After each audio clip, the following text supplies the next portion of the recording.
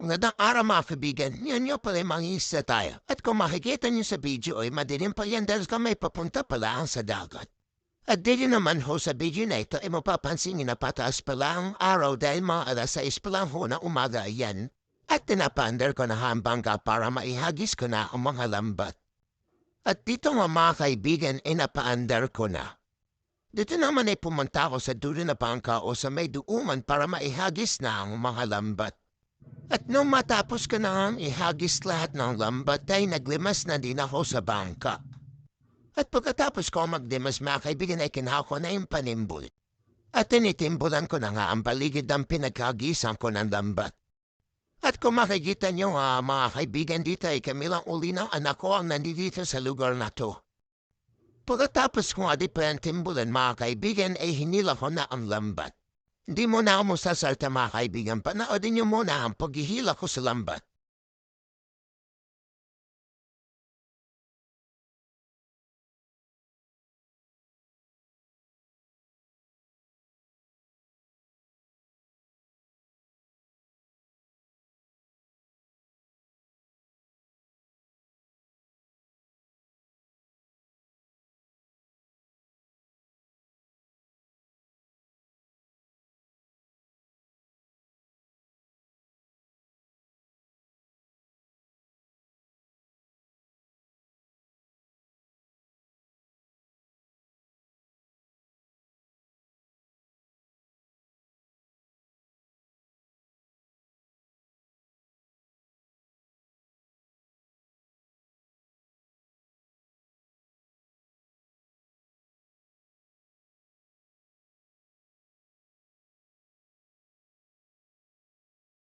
At dito nga mga kaibigan ay makikita niyo nakakain na kami ng aking anak.